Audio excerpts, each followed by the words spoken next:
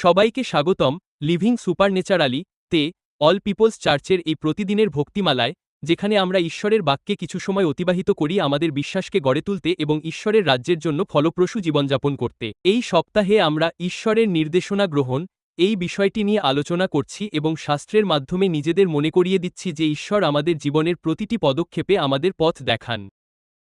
এবং আজ আমি শুধু জোর দিয়ে বলতে চাই যে ঈশ্বর ঐশ্বরিক পরামর্শ এবং প্রজ্ঞার মাধ্যমে আমাদের নির্দেশনা দেন। হিতোপদেশ 11 অধ্যায় এবং 14 পদ।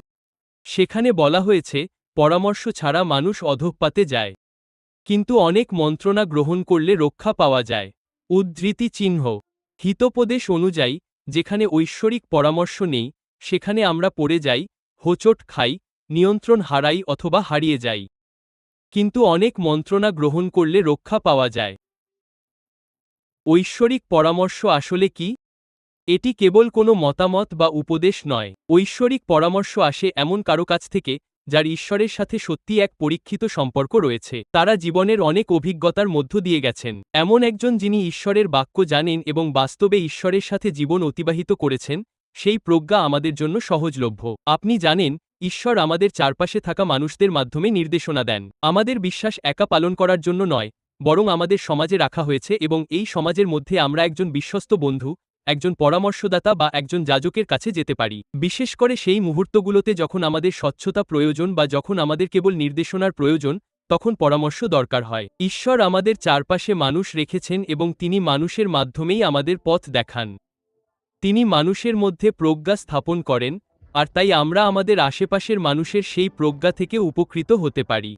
তাই আমি সবাইকে উৎসাহিত করতে চাই যে আপনি যদি কোনো সমাজের অংশ হন, তবে আপনি একজন বিশ্বস্ত বন্ধু, পরামর্শদাতা বা যাজকের কাছে গিয়ে তাদের সাথে কথা বলতে পারেন। তাদের কাছ থেকে প্রজ্ঞা আহরণ করুন যাতে আপনি আপনার জীবনের জন্য ঈশ্বরের পরামর্শ ও প্রজ্ঞা লাভ করতে পারেন। এবং তাই আমাদের এই জীবন একা কাটানোর প্রয়োজন নেই। আমাদের বিভ্রান্তি নিয়ে জীবন কাটানোর প্রয়োজন নেই। আমাদের অন্ধকারে জীবন কাটানোর প্রয়োজন নেই। আমরা সবসময় মানুষের সন্ধান করতে পারি, তাদের থেকে প্রজ্ঞা নিতে পারি এবং আপনার বর্তমান সময়ের জন্য ঐশ্বরিক পরামর্শ পেতে পারি।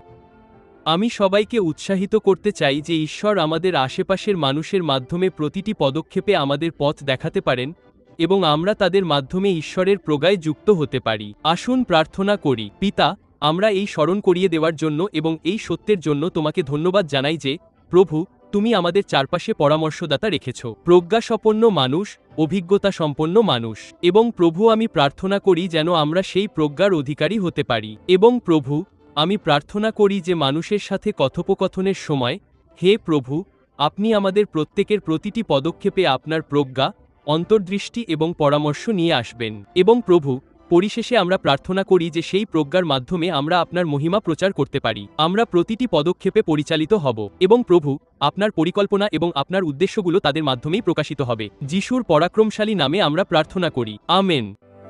লিভিং সুপারন্যাচারালি দেখার জন্য আপনাকে ধন্যবাদ। আপনার আধ্যাত্মিক পথচলাকে শক্তিশালী করার জন্য আরও তথ্যের প্রয়োজনে অনুগ্রহ করে apcwo.org ভিজিট করুন।